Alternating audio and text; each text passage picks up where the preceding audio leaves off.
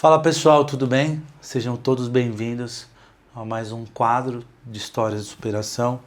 Essa aqui é a segunda temporada. Eu peço que você curta esse vídeo, compartilhe, se inscreva no canal, é muito importante. Aqui a gente fala sobre superação, amor e fé. Então, se você também tem uma história de superação e quer contar aqui pra gente, é só você deixar nos comentários que eu vou entrar em contato com você. Ok? Hoje eu tô com uma pessoa que tem uma das histórias mais impactantes que eu já escutei e tive a oportunidade de conhecê-la nas redes sociais e hoje ela está aqui na minha casa para contar todos os detalhes. O nome dela é Bruna, ela é de Minas Gerais. Eu tenho certeza que essa história vai fazer com que você reflita sobre a vida, sobre os seus problemas. Ok? Então vem com a gente. Bruna, prazer estar aqui hoje.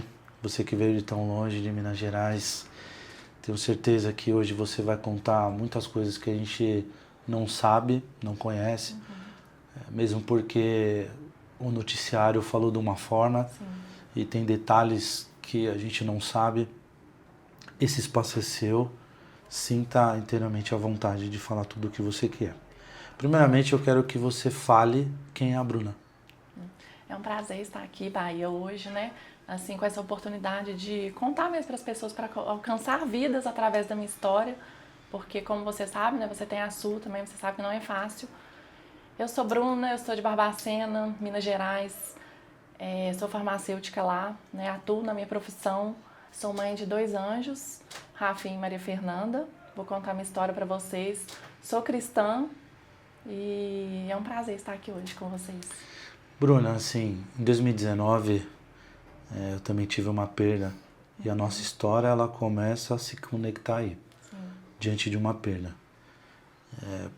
A minha foi muito difícil, a sua foi muito difícil e o que eu fico impressionado é ver você firme depois de você perder praticamente sua família inteira. Sim. O que aconteceu em 2019, em março de 2019, na cidade de Congonhas, em Minas Gerais? Sim, foi dia 30 de março de 2019, né? Eu falo que foi o dia que eu passei pelo Vale da Sombra da Morte. Nós estávamos indo passear, seria um passeio em família, né? Minha cunhada morava lá e depois de uma semana de muito trabalho, a gente resolveu fazer essa viagem para passar um fim de semana lá, mas infelizmente, né, as coisas não estão totalmente no nosso controle. E o que eu me lembro foi só de ter parado para almoçar, exatamente 7 minutos antes, né, do quilômetro do meu acidente. A gente parou para almoçar e tava eu, meus 2 filhos, meu marido e minha sogra. Esse dia foi tudo diferente, Bahia, tudo diferente.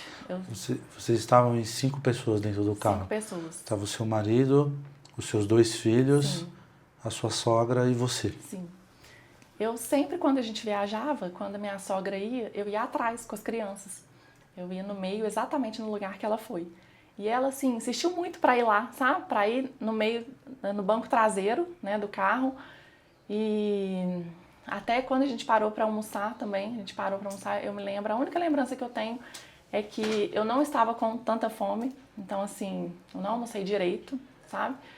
E eu lembro do meu menino, do Rafinha, ele gostava muito de pudim. Então ele comeu muito pudim, sabe? Aí meu marido até falou com ele, Rafinha, a gente vai viajar e tal. E assim, aquela lembrança, sabe, daquele pudim pra mim ficou muito marcado. E a gente voltou, né? A gente entrou no carro e minha sogra novamente insistiu pra ir atrás com as crianças. E eu fui na frente com meu esposo, ele estava dirigindo. E no quilômetro 603, perto de Congonhas, no bairro Pires, uma carreta carregada de minério perdeu o freio, atingiu a mureta da lateral e atingiu o nosso carro. Então, assim, a minha vida mudou ali em questão de milésimos de segundos. E você não lembra do acidente em si? Não lembro da carreta vindo, né? Não lembro de nada. A única lembrança que eu tenho é desse almoço que a gente parou, né? Dessa parada que a gente fez. E aí, logo depois, eu fui acordar no 7º dia no hospital já. O Rafael, seu filho mais velho, ele Sim, tinha 13 anos de idade. Tinha 13 anos. E a Maria Eduarda... Maria Fernanda. Maria Fernanda, desculpa. E Tinha a Maria 6, Fernanda 6 anos. tinha 6 anos. Isso. E a sua sogra, ela estava no meio e os dois estavam atrás Isso. junto com Aí ela. eu lembro de ter, antes, né, de sair do restaurante, eu ainda arrumei a Maria Fernanda na cadeirinha, arrumei ela, coloquei o cinto, tava todo mundo de cinto. Aí a minha sogra, eu já ia entrar pra ir atrás com eles, né? Minha sogra entrou, falou assim, não, deixa eu ir com os meus meninos. Ainda falou assim. E aí tudo bem, a gente foi, mas assim, eu nunca ia imaginar que aconteceria essa tragédia na minha vida, né? E assim, depois eu vou contar que eu tive um encontro com um dos socorristas depois, sabe? Que ele me contou alguns detalhes. Mas o meu resgate foi muito rápido. Então, assim, o helicóptero do bombeiro chegou muito rápido, sabe? Eu estava próximo à Polícia Rodoviária Federal, então eu acho que isso ajudou também, né? Então, assim, as ambulâncias chegaram muito rápido, porque foram acionadas ambulâncias de toda a região ali perto, porque o acidente foi muito grave mesmo. O carro deu perda total, sabe? E os socorristas, eu falo que foram usados por Deus para me salvar naquele momento, porque eu não tinha a mínima chance de estar viva. Bruna, depois do acidente, você então foi socorrida pelo helicóptero Sim. do Corpo de Bombeiros. Quando você tomou a consciência dentro do hospital, o que veio na sua cabeça? Qual foi o sentimento e o que te falaram? Então, eu fraturei todas as costelas, né, do lado esquerdo, todas. Tive que fazer retirada de 2. Perdi o baço por causa da pancada, meu baço estourou. Então, assim, ocasionou uma hemorragia muito grande, uma hemorragia interna. Tive lesão gástrica, lesão cerebral, lesão hepática, perfuração do pulmão. Tive também fraturas costas, sabe? Nessa região das costas, as minhas costelas estavam todas para fora. E quando eu cheguei no hospital, eu creio que foi nesse momento, eu tive uma visão, sabe? Eu tive uma visão do meu filho, do Rafinho, e do meu esposo, Rafael. Eu não creio em espiritismo, sabe? Assim, eu respeito, mas não creio que foi esse propósito. Eu creio que foi um propósito maior, que Deus me deu essa visão, que foi justamente na hora que eu estava tendo uma parada cardiorrespiratória, na hora que eu estava morrendo. Deus me deu essa visão e foi uma visão assim, que eu vi os dois tão calmos, vi os dois tão assim, sabe, radiantes, eu não sei te explicar. Mas quando eu vi, eu não sei se foi no momento que eu estava no helicóptero, não sei se foi no momento que eu cheguei no hospital, quando eu vi eles me deu uma paz, Bahia, uma paz assim, que parece que aquele momento me deu força para mim lutar pela minha vida, sabe? E aí, assim, foi todo um processo de UTI, de intubação. A minha cirurgia demorou 10 horas. E, assim, minha família em Barbacena recebeu a notícia que eu também havia falecido, sabe? Eles ficaram sem saber o que estava acontecendo.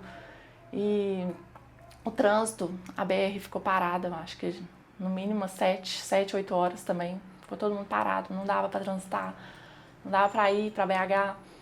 E assim, eu fui como indigente, eu cheguei no Hospital João 23 como indigente, porque naquela pressa de salvar a minha vida, os bombeiros, não sei se deixaram minha identidade, bolsa, não acharam, né, porque o carro ficou totalmente destruído. E aí eu cheguei como indigente, mas eu agradeço, porque aquele Hospital João 23 tem uma estrutura, assim, muito bacana, sabe? Eles já me receberam lá, já sabendo da minha gravidade, já me atenderam e já fui direto pro bloco cirúrgico. E os médicos ali lutavam pela minha vida, sabe? E eu creio que Deus ali Sim. tinha um propósito maior. Bruna, mas quando você tomou a consciência, Sim. lá no hospital, depois de alguns dias, né? Acredito Sim. que foi depois de alguns dias, o que você perguntou? Eu comecei a tomar consciência de forma assim, em alguns flashes, sabe? Porque como eu estava entubada, eles tinham que tirar a sedação para ver se o meu pulmão ia reagir. Então tiveram diversos momentos que o meu pulmão não reagia. Então teve um momento que eles tentaram me extubar, mas aí tiveram que entubar de novo, correndo, porque meu pulmão não estava conseguindo reagir. E assim, eu tinha flashes, sabe? Depois eu tinha flashes dos meus amigos indo me visitar no dia do hospital lá na UTI ainda. Isso tudo aconteceu? Isso tudo aconteceu. Aí eu tinha flashes dos meus pais lá, sabe? Mas assim, eu via no sorriso deles, mas não sabia do desespero deles, sabe? No olhar deles. Eu não imaginava o desespero que eles estavam, porque eles tinham que estar ali fingindo que estavam bem, né? Para eu também começar a recuperar, porque eu não sabia de nada. E eu ficava tão ansiosa, foi uma agonia tão grande, que eu queria tirar o tubo. Então, nos momentos de lucidez, teve até um amigo meu que me contou isso, sabe? Foi muito impactante para mim, que eu queria tirar o tubo e as enfermeiras tiveram que amarrar meus pulsos e meus pulsos sangravam de tanta força que eu fazia, porque eu queria entender o que estava acontecendo ali. Eu não sabia o que estava acontecendo. Eu olhava para os lados, eu olhava para os outros leitos e eu falava, gente, cadê? Você não sabia que tinha Não perdido a sabia. família inteira? Não sabia que tinha eu nem sabia que eu tinha sofrido um acidente. Não me lembrava, sabe? Não tinha memória para lembrar para onde que eu estava. Eu, na minha ideia, na minha cabeça, eu achava que eu estava em Barbacena, que às vezes eu tinha passado mal, tinha ido para um hospital. E quem te falou que você tinha perdido tudo? Então, aí nesses flashes eu acordava e dormia novamente, porque eles tinham que me sedar, né? Por causa da minha ansiedade, do meu desespero tão grande, saber o que estava acontecendo. E aí, quando as enfermeiras, quando os médicos, né, viram que eu tinha condições de ficar desentubada, eles foram, me estubaram. E aí eu perguntava para todo mundo. E eu passei horas naquele CTI, sabe? Horas, madrugadas inteiras acordadas com muita dor, porque a dor física era enorme. As altas doses de morfina não conseguiam eliminar a minha dor. Nesse sabe? momento você não sabia o que tinha acontecido? Ainda não sabia. Ninguém podia me contar nada, porque dependia tudo, tinha todo aquele processo psicológico, né? Eu estava fazendo acompanhamento com terapia, tudo. E aí, eu lembro que uma noite na UTI, eu implorei para o enfermeiro me dar banho, porque eu tinha muita dor. E eu falo que hoje, Bahia, até essa dor física, essa dor que eu tive, foi um cuidado de Deus, porque eu não conseguia raciocinar. A dor era muito grande, sabe? Então, assim, os banhos de leito me acalmavam, porque, não sei, a água quente, né, às vezes relaxava a minha musculatura e eu conseguia dormir. E quando as enfermeiras viram mesmo que eu não ia conseguir esperar mais, porque eu perguntava a todo momento, gente, o que aconteceu comigo? Por que eu tô aqui? Cadê minha família? Né? Onde que eu tô? Então, na hora que elas viram que realmente não conseguiria mais segurar, elas chamaram minha mãe, chamaram a psicóloga do hospital e me contaram a notícia. Decidiram que tinham que me contar. E quem te contou? Aí tava lá no leito uma tia minha mãe e a psicóloga.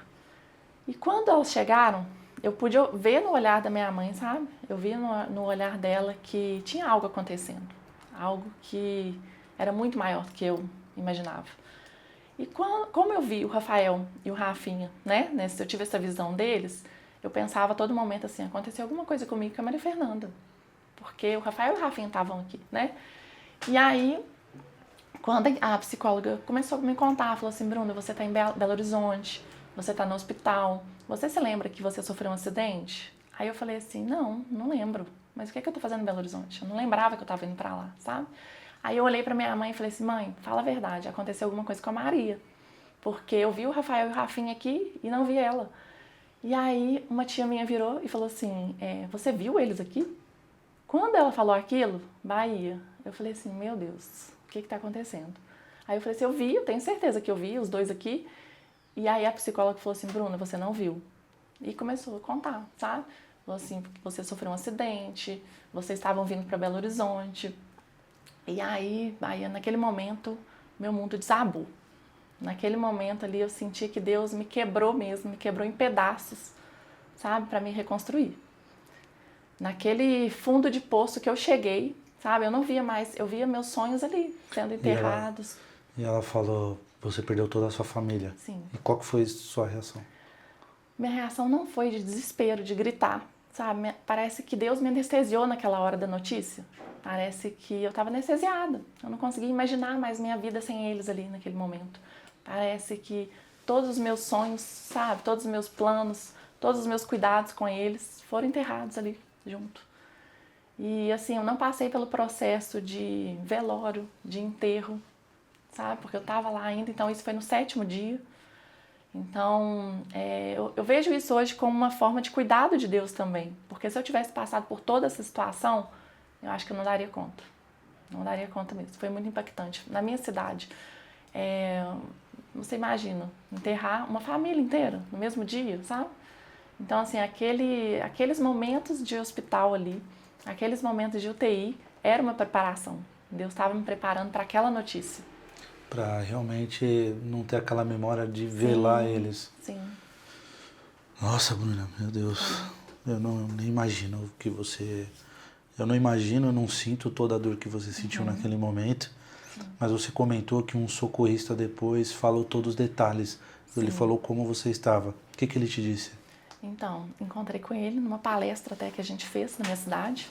A gente fez uma palestra sobre acidentes, que foi o mês de maio, que é maio amarelo, Maio né? A amarelo. prevenção dos acidentes. E aí eu chamei ele, na verdade ele me procurou, sabe? Ele me procurou um tempo antes. Mas muitas pessoas me procuravam e assim, eu não dava muita importância, porque eu não estava no meu estado, assim, de pensar, como eu vou te explicar? Muitas pessoas me procuravam oportunistas, sabe? Querendo saber, às vezes, pessoas curiosas. Então, assim, eu não atendi ele realmente no dia, eu não imaginava que ele era o socorrista. Tinha muitas mensagens no meu Instagram, no meu WhatsApp. Então, assim, algumas eu respondia, mas algumas eu via que era mais curiosidade, sabe? Para as pessoas saberem mesmo como que eu tava. E aí esse socorrista, um dia, ele me ligou. E ele me ligou e falou assim, Bruna, eu preciso muito te conhecer. Eu tava no seu acidente, eu te socorri, eu preciso muito conversar com você. E aí a gente começou a conversar e tal, e por coincidência, né? Coincidência não, eu falo que não existe coincidência mais. É Deus que coloca mesmo situações em nossas vidas, né? Deus coloca pessoas em nossas vidas, une propósitos. E um dia a gente combinou essa palestra junto, chamei ele, falei, se você não quer fazer essa palestra junto, vai ser uma oportunidade da gente conversar, né? De você me contar o que Quantos meses depois? Foi mais ou menos 1 ano e meio depois. 1 ano e meio. E assim, até então, eu ficava perguntando por que eu tinha ficado, sabe, Bahia? Eu não tive raiva de Deus. A momento nenhum eu não tive raiva dele. Mas eu ficava questionando por que eu fiquei, Senhor? Por que eu estou aqui? Porque eu queria ter ido junto. Eu não queria ter ficado, sabe? Eu queria ter ido junto com eles, né? E aí o socorrista veio e começou a me contar depois da palestra tudo o que aconteceu. Eu percebi que Deus cuidava da minha vida ali até mesmo antes, dias antes do meu acidente. O Reni, né, que é o socorrista, ele estava num rancho a 200 quilômetros do trabalho dele, que era em Congonhas. Ele falou que em 20 anos ele nunca tinha conseguido emendar os dias de feriado, não era feriado, os dias de folga, né? E aí ele conseguiu esses dias e foi pro rancho dele. Lá não pegava celular, foi ele e a esposa dele, não pegava celular, foi lá descansar. Chegou acho que na quarta-feira no rancho, meu acidente foi no sábado. Quando foi na sexta-feira, eles estavam lá, o telefone tocou. E a esposa dele, muito assustada, falou assim, uai, como assim? O telefone tocando aqui? E ele atendeu, era o chefe dele, sabe? Era o chefe dele lá do SAMU. E falando com ele, falou assim, Reni, eu preciso de você amanhã aqui na BR. Eu preciso de um socorrista experiente aqui amanhã, porque eu não sei se tinha alguém que ia faltar no dia. Então eu preciso de você aqui. E ele tá assim, não, você não tá entendendo, eu tô 200 quilômetros daí, eu consegui essa folga, né, de 4, 5 dias, eu vou emendar aqui, eu tô precisando arrumar algumas coisas no meu rancho. Ele falou assim, não, Reni, eu preciso de você, dá um jeito, depois você consegue essa folga de novo. E aí ele foi, nisso ele foi pro BR, chegou lá sábado de manhã. E aquilo pra mim, sabe, aquele detalhe dele ter falado sobre isso, foi muito forte na minha vida, porque eu vi realmente o cuidado de Deus ali, dias antes do meu acidente. Quando o Reni chegou no trabalho, dia normal de trabalho, o telefone toca, 15 para 1 da tarde, falando sobre o acidente, aí tá todo aquele protocolo de seguir, né, de ir com a ambulância para lá. Quando ele chegou lá no acidente, que ele viu o estado do carro, ele falou assim, não sobreviveu ninguém, né, infelizmente não sobreviveu ninguém. Só que ele foi se aproximando do carro e ele me via gritar muito, sabe? Tava gritando muito, tava agonizando de dor. Mas ele não entendeu, porque quando ele me viu, eu não tinha escoriações no corpo, né, na parte da frente, nada, eu estava gritando com muita dor, e ele sentiu algo tão forte, que era de me tirar daquele carro, que ele quebrou todos os protocolos do dia, sabe? Ele não podia ter quebrado, porque, né, eu não entendo muito, mas tem que seguir, tinha que ter esperado o helicóptero chegar, né, para os médicos chegarem, e ele me tirou do carro. Ele falou assim, eu preciso tirá-la do carro. E aí ele tirou meu pé, que estava agarrado nas ferragens. Eu estava de cinto, ele tirou meu cinto. E quando ele colocou a mão nas minhas costas para me puxar da cadeira, aí que ele viu a gravidade do problema, a gravidade da minha saúde. A mão dele entrou nas minhas costas, sabe? Aí ele viu que a lesão estava muito grande. Aí ele disse que meu pulmão jorrava sangue. Jorrava sangue. E aí ele me colocou na ambulância. Acho que uma outra pessoa queria me fazer a massagem cardíaca, né? Que me deu uma parada cardiorrespiratória. Ele não deixou, porque eu estava cheia de fratura, né? Ele imaginou que eu estava com essas fraturas. Se talvez tivesse feito essa massagem, eu teria morrido na hora. E aí ele falou assim, Bruna, seu sangue ficou todo na ambulância. Eu te entreguei morta naquele helicóptero. Te entreguei morta. Te entreguei sem pulsação. Então, assim, quando eu soube que uma semana depois você estava viva, eu falei, cara, eu preciso conversar com essa menina. Eu preciso encontrá-la. E a sua família chegou a ser socorrida também? Aí eles faleceram na hora. Todos tinham falecido na hora. Aí, assim, o meu medo, sabe, eu até quis perguntar a eles sobre esses detalhes, mas depois eu tive medo de perguntar. Mas o que eu creio, Bahia, é que eles não sentiram dor, porque, assim, Deus recolhe antes, sabe, antes do sofrimento. Eu mesmo não tinha sentido, eu não lembro da minha dor ali. Eu tive dores depois, realmente, no hospital, tudo.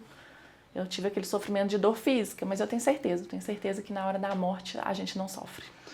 Bruna, imagino que o seu corpo ficou todo destruído. Sim. Você falou que quebrou costelas, teve fratura exposta, Sim. o seu pulmão fraturou, o baço estourou, você teve lesão na cabeça. Sim. E como é que foi depois tirar todos esses pontos? Como é que foi? O que você estava sentindo quando você começou a ver as cicatrizes que ficaram desse acidente? As cicatrizes foram muitas mesmo. Eu fiz laparotomia, então tem uma cicatriz enorme na barriga, nas costas. E depois do hospital, eu saí do hospital com 12 dias. Então a minha recuperação foi muito rápida, nem os médicos acreditavam, sabe? E aí eu fui para casa dos meus tios, em BH mesmo, e fiquei lá por mais um mês. E nesse tempo, eu fui no médico, voltei no médico para retirada dos pontos, para avaliação clínica. E o médico, o cirurgião torácico que me atendeu, ele não acreditou na hora que me viu. Ele mandava fazer todos os exercícios, mandava levantar a perna, levantar o braço, andar em linha reta. E ele falou comigo, falou assim, Bruno, não tô acreditando. Sabe, em anos que eu pego um caso tão grave como o seu, era para você estar com alguma sequela. Então, ali, eu comecei a perceber novamente os cuidados de Deus com a minha vida, sabe? Eu vou fazer uma pergunta, eu já sei até a resposta. Hoje, o que te dói mais? Ver a cicatriz no seu corpo ou ter lembranças do acidente? Lembranças. Lembranças. As cicatrizes, eu falo que as cicatrizes, elas são marcas, mas são marcas que ficam de superação. Porque você olha para aquilo ali, sabe? Eu olho para as minhas cicatrizes e eu fico assim, meu Deus, como que eu dei conta? Como que eu estou dando conta, né? Quando a minha esposa morreu, Sim. eu queria muito ir no lugar dela. Assim como você falou que você queria ir no lugar dos seus filhos, Sim. do seu marido e da sua sogra. Você questionou muito a Deus? Você se culpava? Qual que era o sentimento que você tinha? Então, eu cheguei a me culpar, sabe? Cheguei a me culpar porque, assim, a gente sempre dá valor nesses momentos, às vezes, que a gente não teve, né? Então, nessa hora principalmente a hora que eu recebi a notícia, sabe? Eu falei assim, meu Deus, por que eu não fiquei mais com eles, às vezes? Por que eu trabalhei tanto, né? Que às vezes a gente trabalha tanto, mas assim, hoje eu entendo que a gente trabalha em prol deles. Se eu soubesse que seria a última vez, eu teria dado um abraço maior, mais prolongado, sabe? Eu teria ficado mais, mas assim, a gente nunca sabe quando é a última vez. Então, nessas horas a gente dá valor a esses pequenos momentos. Então, assim, buscar na escola, sabe? Minha rotina mudou completamente. Dava o horário ali de buscar na escola, de levar na escola. Aí eu fico pensando, meu Deus, nossa. Você poderia voltar no tempo? Se pudesse voltar, sabe? Eu tinha feito com mais intensidade. Não que eu não vivia com intensidade com eles. Eu falo que o amor de mãe, né? A palavra de Deus diz que o amor de mãe é o que é mais comparado ao amor de Deus por nós. E a sua fé naquele momento? Então, a minha fé, por um tempo, eu fiquei totalmente sem identidade, sabe? Eu já não sabia mais quem era a Bruna. Eu já não tinha mais vontades próprias. Eu já não tinha mais sonhos. Então, por um tempo, eu fiquei realmente vivendo no off, assim. Eu vivi totalmente o processo do luto, com aquele sofrimento todo. Eu ficava com medo de sair de casa, porque a minha identidade ficou como a menina que perdeu a família no acidente. Sabe? Isso pra mim era muito forte, era muito pesado. Porque eu não queria me sentir vítima, eu não queria ficar me vitimizando de coitadinha, mas acaba que as pessoas te intitulam, né, dessa forma. Então me olhavam na rua e ficavam com pena de mim. E aquilo me matava por dentro, sabe? Porque eu ficava assim, meu Deus, mas eu tô aqui de pé, eu tenho que reerguer. E aí a minha fé foi todo um processo de revelação pra mim mesma, sabe? Porque às vezes a gente não imagina a força que a gente tem. A gente não imagina a coragem que a gente tem. E você buscou muita força em Deus. Sim, muita força em Deus. Porque eu me via totalmente na dependência dele, né? Apesar de eu ter meus amigos, de ter minha família, meus pais comigo, meu irmão, mas naquele momento ali era só entre eu e ele. Ô Bruna, imagino que nessas buscas de resposta, tudo que aconteceu, em algum momento você teve que voltar para sua cidade, Sim. para Barbacena. Como é que foi voltar para sua cidade? Voltar para a rotina foi uma das piores partes para mim. Vocês eram muito conhecidos, vocês tinham lanchonete. Sim, a gente tinha um comércio, né, em Barbacena, farmácia.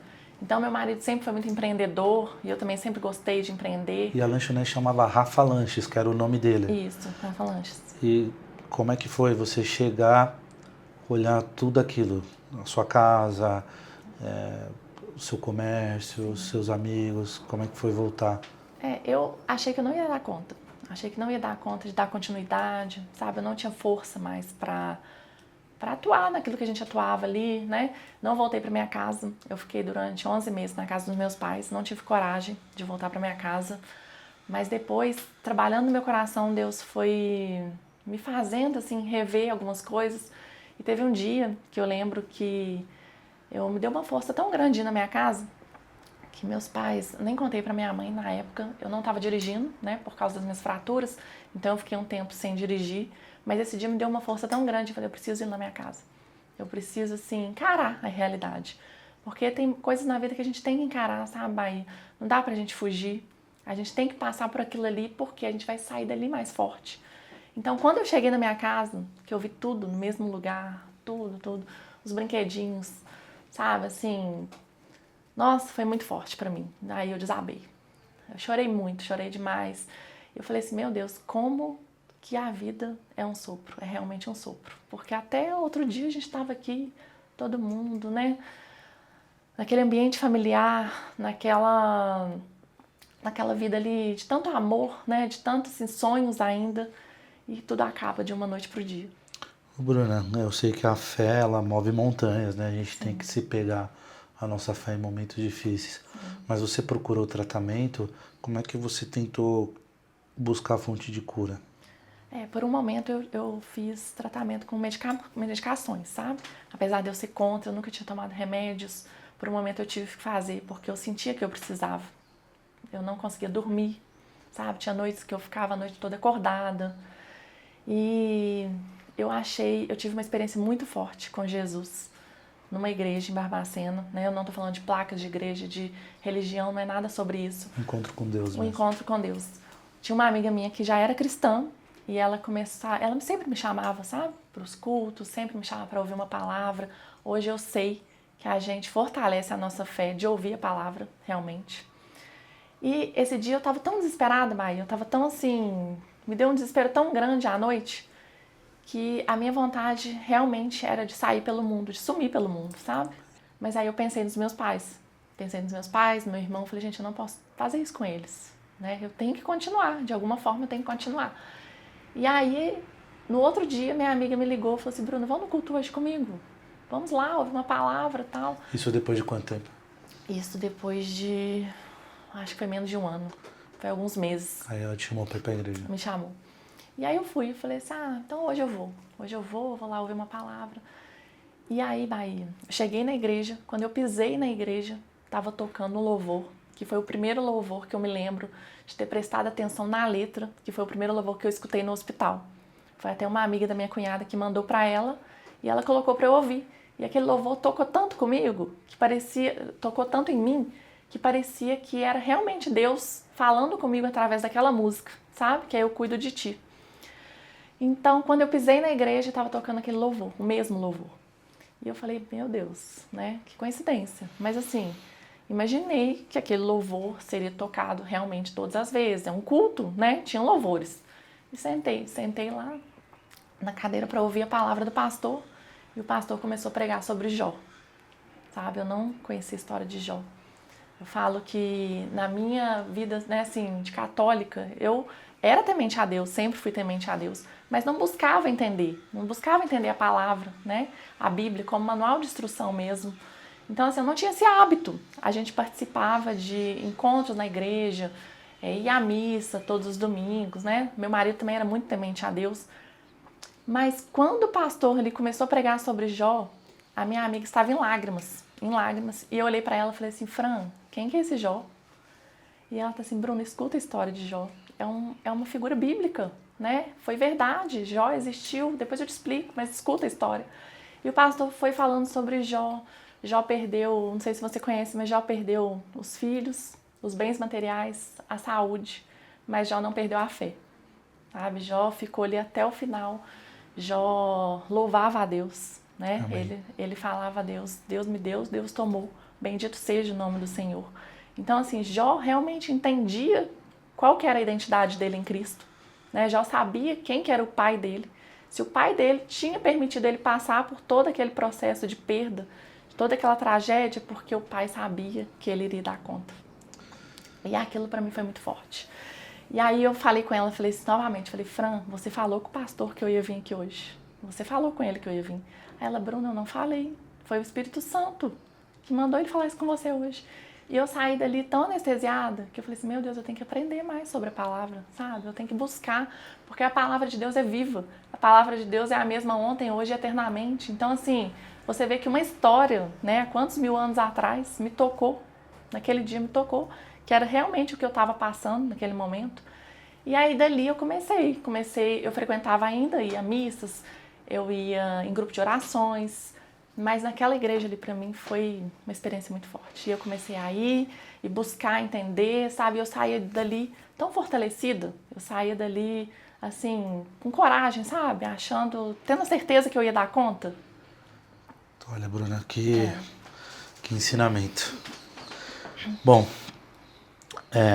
quando a gente está num processo de luto, a gente fica muito fechado no nosso mundo. Sim.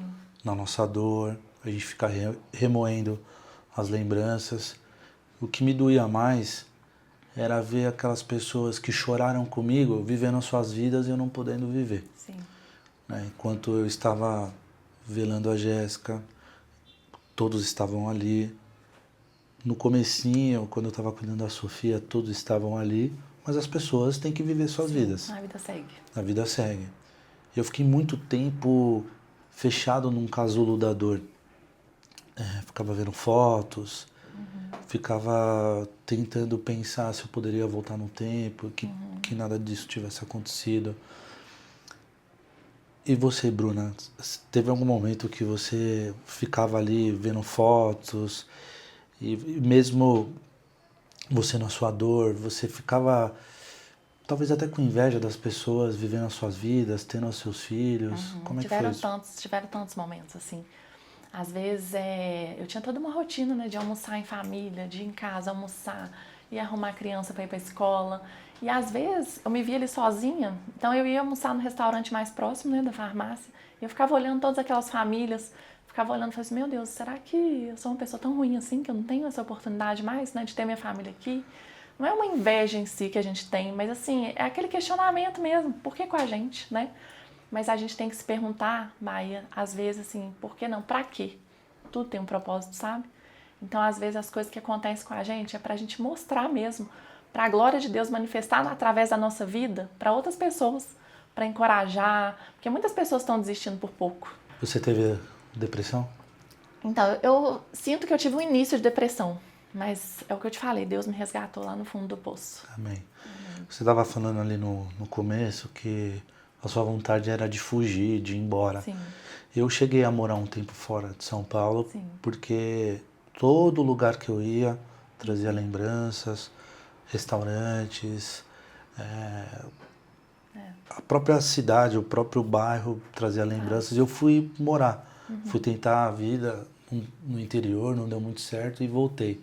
Algum momento você saiu da sua cidade para viver fora ou você esteve ali mesmo confrontando a dor, você ficou na sua cidade? Então, me passou isso pela minha cabeça também, sabe? De, às vezes, vender minha casa, porque aí depois de 11 meses eu voltei pra minha casa, encarei tudo e falei assim, não, a gente não tinha terminado, mas ali tinha um sonho, a gente construiu a nossa casa do nosso jeito, sabe?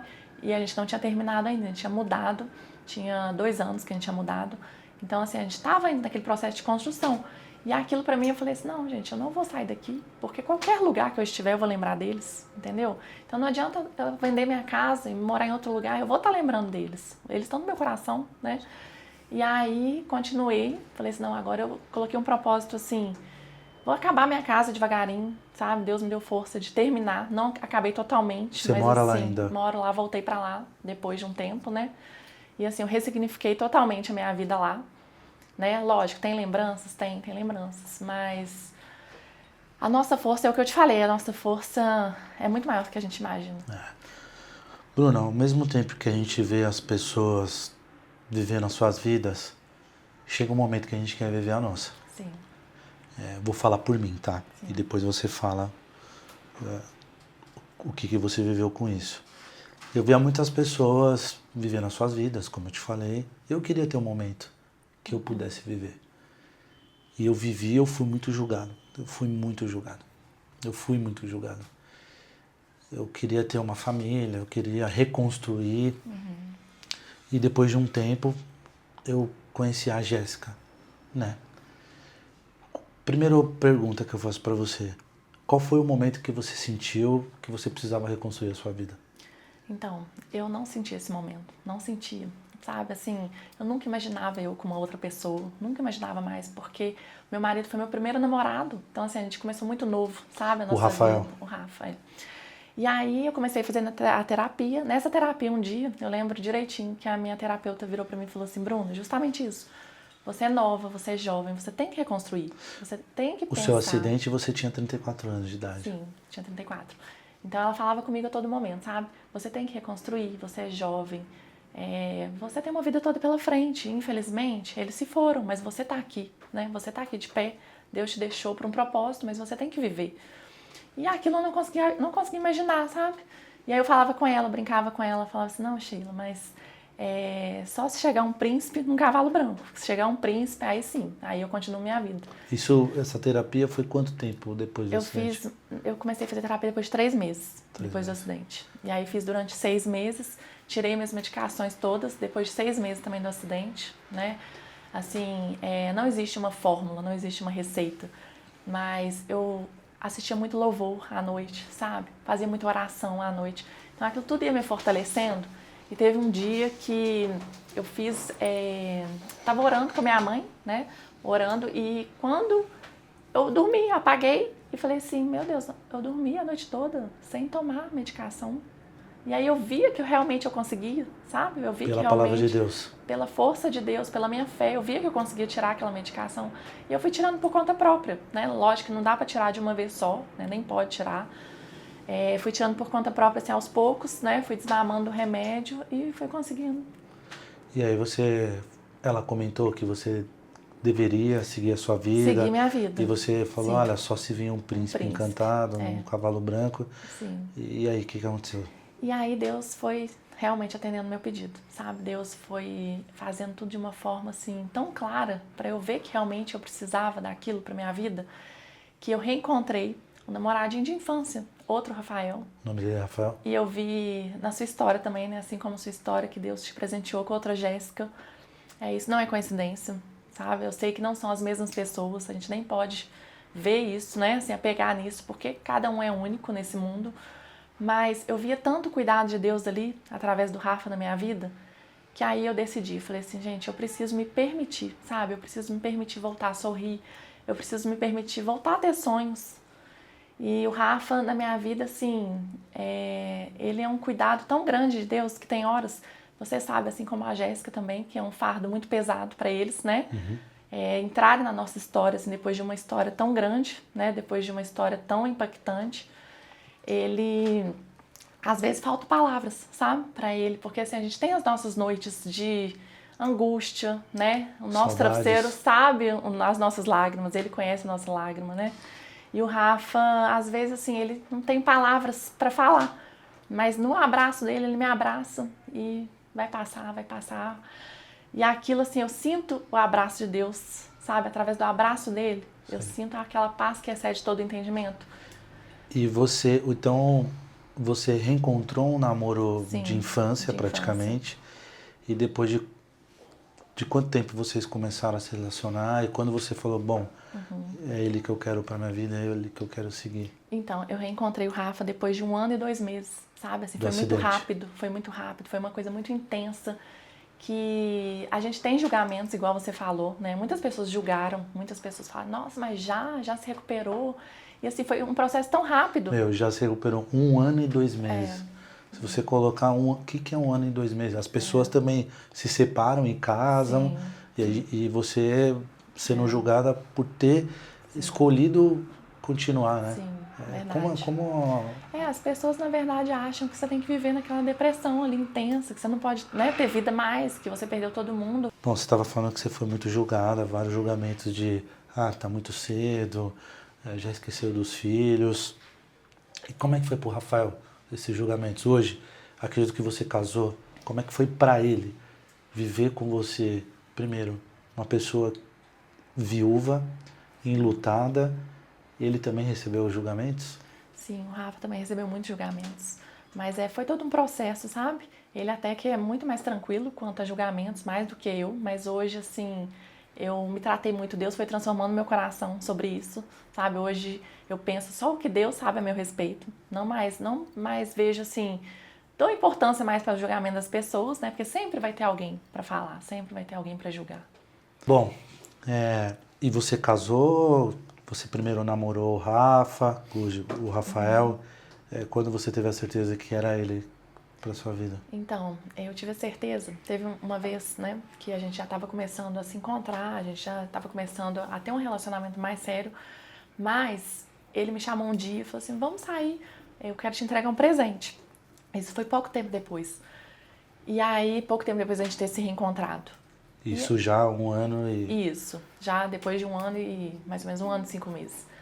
E aí eu falei assim, Rafa, mas eu não tô saindo, eu não queria sair, sabe? Assim, eu não queria sair pra minha cidade, eu não queria sair com ele. E uma cidade pequena ainda. Pequena, e assim, eu não queria assim, já falar assim, não, eu tô namorando. Não era assim. E aí, a gente saiu e ele queria me entregar esse presente. Aí eu falei assim, não, então tá, vamos um lugar mais tranquilo, mais reservado. E a gente foi pra um barzinho lá perto da nossa casa e ele me entregou esse presente, sabe, aí? Ele me entregou esse anel que tem as iniciais dos nomes dos meus filhos. Então, sem conhecer os meus filhos, ele me deu esse anel, não pelo valor. E aquilo, assim, me emocionou tanto. Eu olhei e falei assim, meu Deus. E quando eu olhei na mão dele, ele estava usando o mesmo anel. O mesmo anel. Ele fez um para ele também. Quando eu vi na mão dele o anel, eu falei assim, meu Deus, ele tá querendo demonstrar que ele sente anel a igualzinho. minha dor. Igualzinho, com as iniciais dos nomes dos meus filhos. Sabe? E aquilo para mim foi muito forte. Ele estava te falando, eu recebo você, a sua história e todo o seu legado. Eu respeito a sua história, entendeu? E aquilo para mim, assim, foi como se Deus estivesse falando, é ele pra sua vida. Ele que eu tô mandando como cuidado mesmo. Quantos anos o Rafael tem hoje? O Rafa tem 38. É novo igual você. Eu tenho 39, eu tenho 38. Ô Bruna, e vocês estão... Ele tem filhos? Não teve filhos. Não teve. Ele brinca que estava me esperando, sabe? Mas a gente nunca ia imaginar isso na nossa vida, nem ele mesmo imaginava. Olha, Bruna, quando eu casei com a Jéssica, a gente foi morar junto, com todos os julgamentos vindo de todos os lados, eu sempre quis ter mais um filho. Sim. Porque eu via que a Sofia precisava ter um irmãozinho e hoje Deus reconstruiu a minha família. Eu quero até que você olhe ali. Eu, a Jéssica, a Sofia e o Henrique. Linda, né? A gente, você fala uma coisa muito importante, que a nossa história, ela serve para inspirar outras pessoas, para falar que é possível seguir em frente. Eu sei que é muito difícil para você, mas você já tentou engravidar, você quer tentar ter mais filhos, o que passa na sua cabeça? Então, com 27 anos, quando eu tive a Maria, eu fiz a laqueadura, sabe? Então, assim, eu não poderia ter mais filhos. E aí... Para quem não sabe, o que é a laqueadura? A laqueadura corta as trompas, né? Então, assim, para impossibilitar mesmo, para não ter que tomar as pílulas. Então, assim, eu não conseguiria mais ter filhos. Sim. E Com 27 anos. com 27 anos, isso. Porque eu nunca imaginava que isso ia acontecer também, né? Eu tinha um casal, meu sonho era ter um casal de filhos. E eu nunca imaginava que isso ia acontecer um dia, né? E aí foi até através, assim, foi partido até do Rafa mesmo. O Rafa um dia conversou comigo e a gente conversou. E ele falou assim, quem sabe a gente não faz uma inseminação? Aí eu falei assim, eu acho que eu não estava preparada, sabe? Falei assim, mas será? E foi pedindo Deus, direcionamento, tudo, e a gente tentou fazer a inseminação. Fizemos todos os exames, tudo normal. E eu falei assim, gente, então não tem o que dar errado, né? A inseminação vai ser um processo assim mais eficaz, mais certeiro. E aí a gente foi fazer essa inseminação. Eu saí de lá à Bahia, me sentindo que eu estava grávida. Então assim, tinha todos os motivos para dar certo, né? Não tinha empecilhos. E saí de lá, falei, não, deu certo, Deus vai me restituir, Deus está me restituindo agora uma oportunidade de ter minha família de volta. Eu sei que um outro filho não substituiria os meus, jamais, né? Você tem a Sossô e o Henrique, você Sim. sabe que um é totalmente diferente do outro. Sim.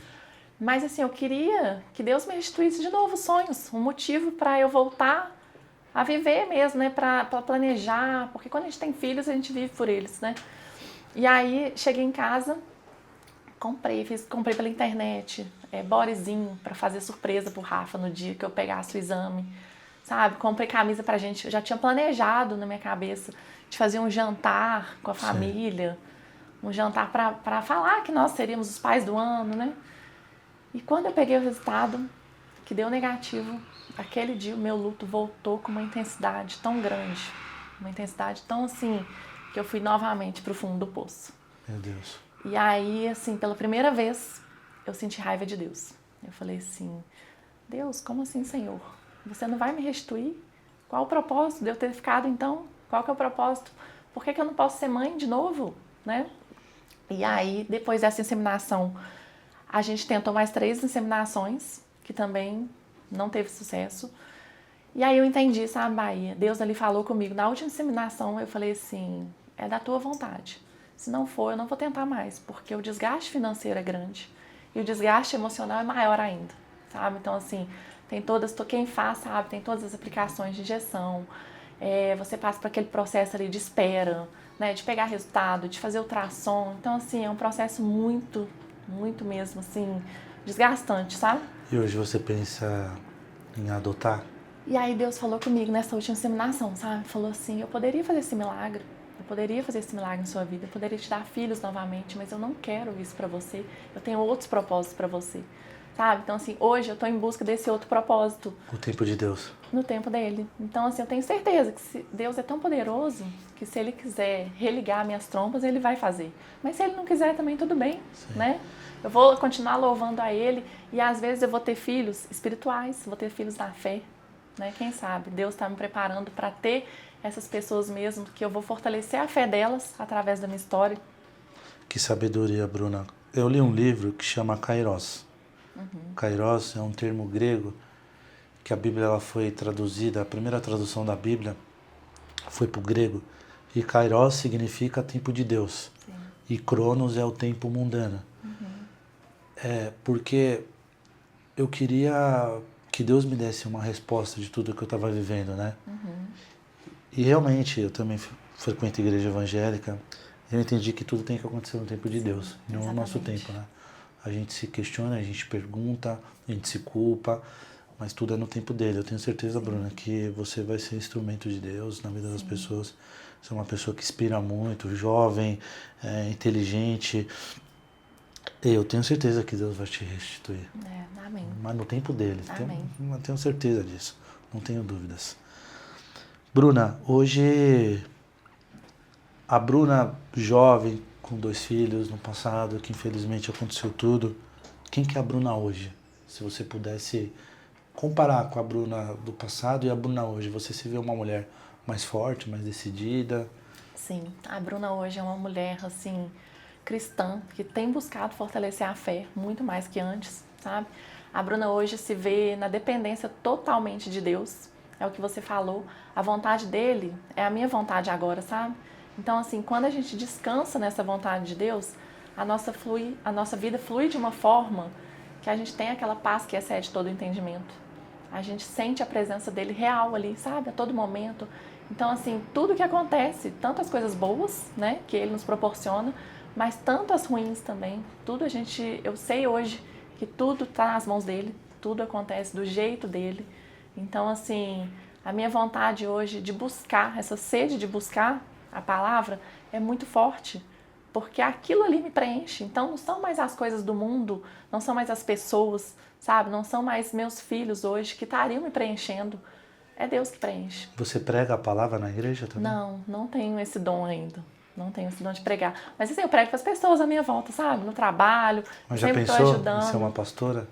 Nunca pensei, nunca pensei. Mas tem um dom. Mas se Deus me capacitar, se for um chamado dele, Já pensou eu aceito. você no púlpito falando de toda a sua história, mostrando que você está em pé? Em pé.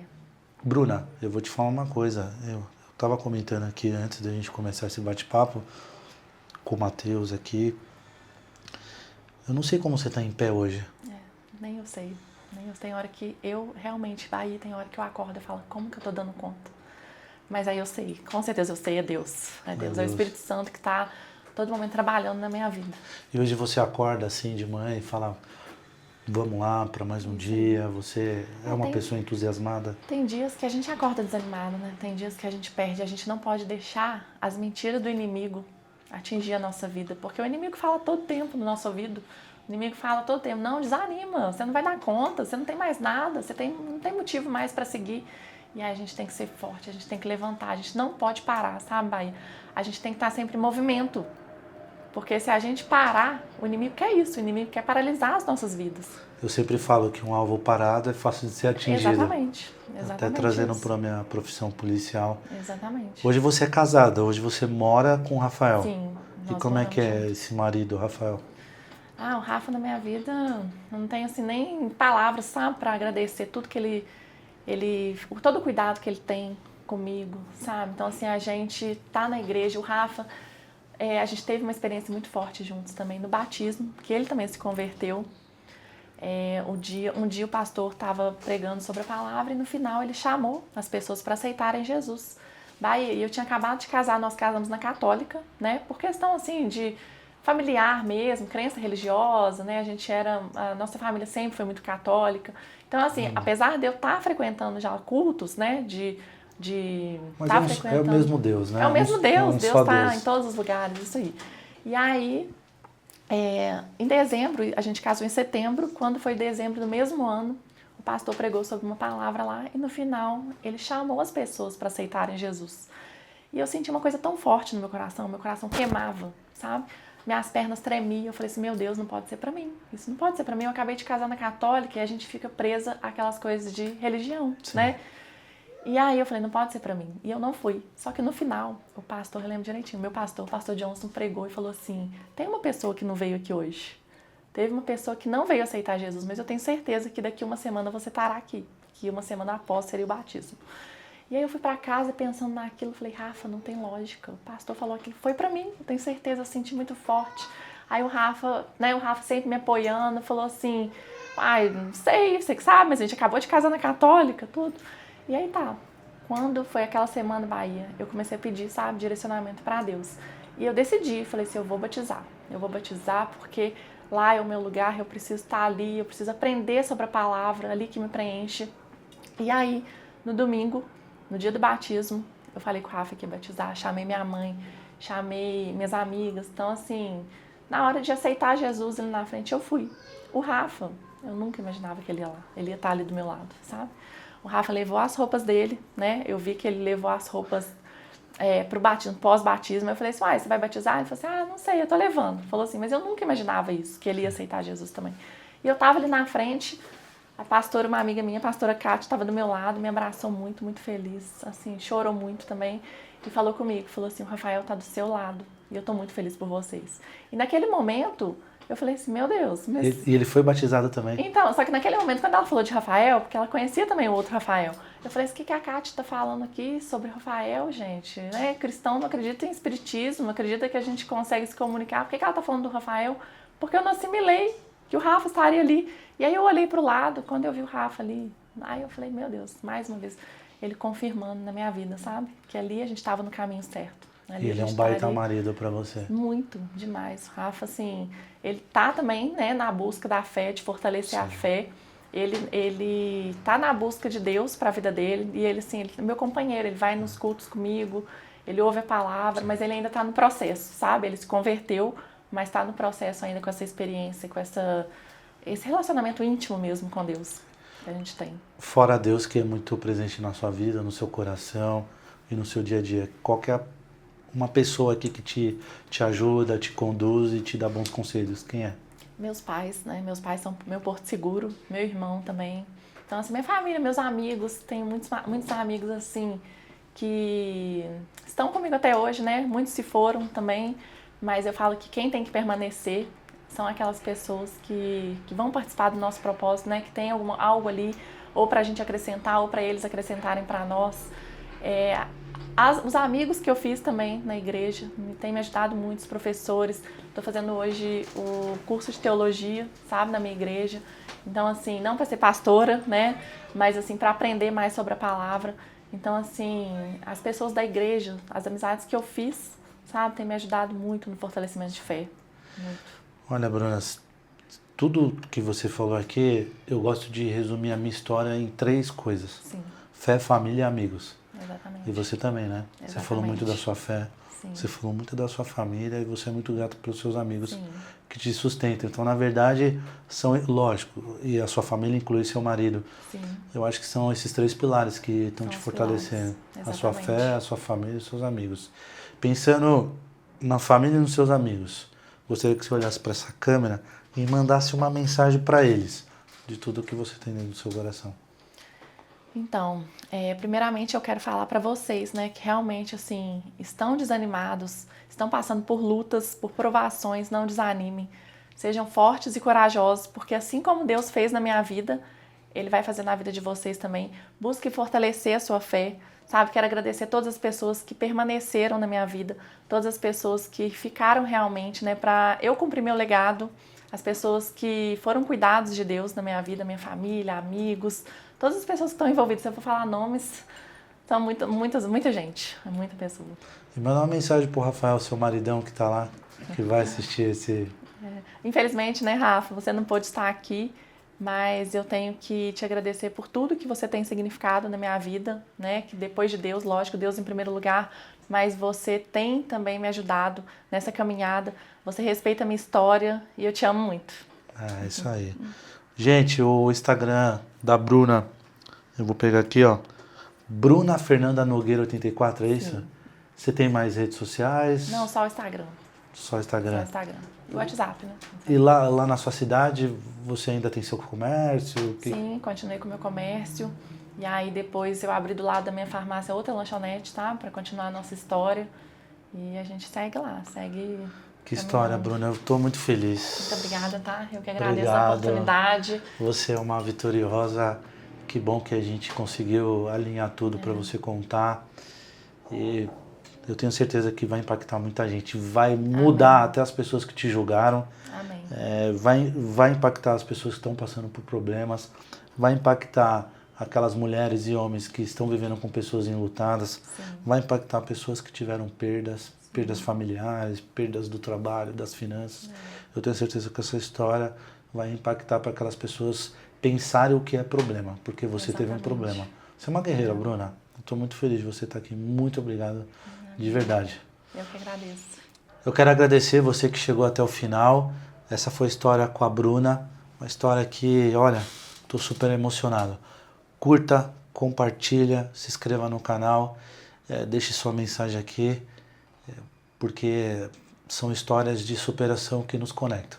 Até a próxima.